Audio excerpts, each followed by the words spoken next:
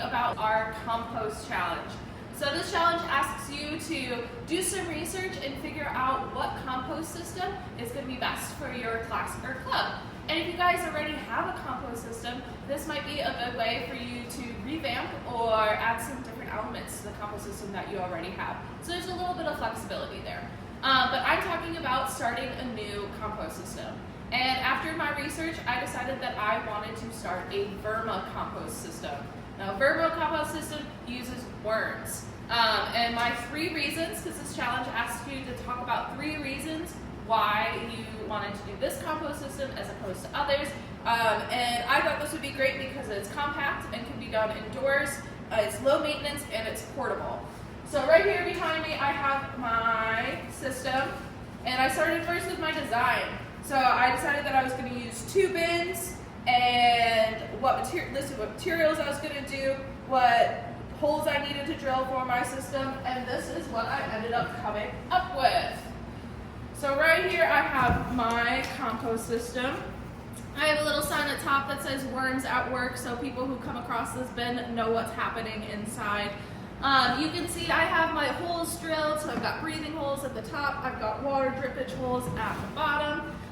So overall my system has been built. On the inside I have lots of shredded paper, I have some food for the worms, so I've got a big old apple there. Let's see if we can find any of my creepy crawlies.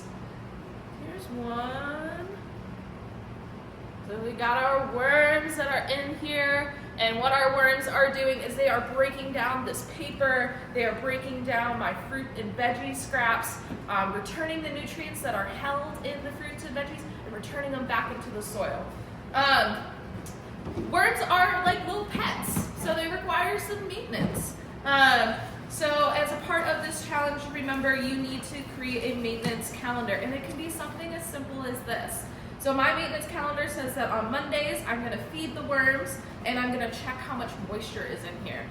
Worms like to live outside in the dirt where it rains, so they can't, after it rains and you see dried out worms, it's kind of sad on the sidewalk, so we want to make sure our worms don't dry out. So on Mondays, I'm going to feed them and check to make sure that this is a nice moist environment for them.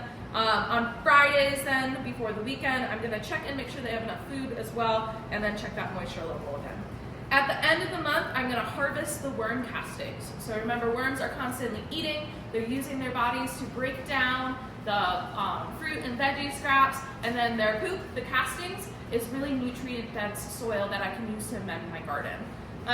So remember, for this system, or for this challenge, you are picking which system you want to work with. Well, I've got some other worm bins behind me, a bokashi system.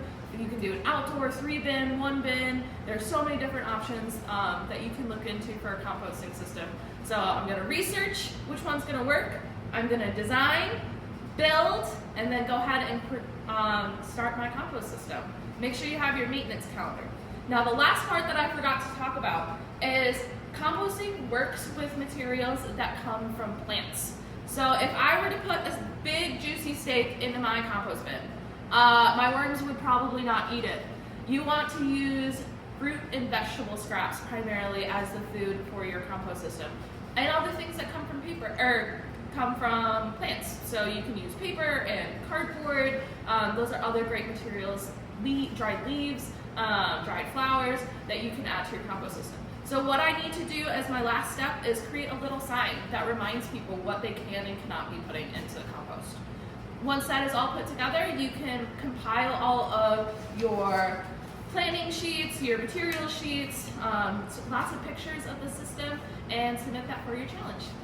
Stay green, teens.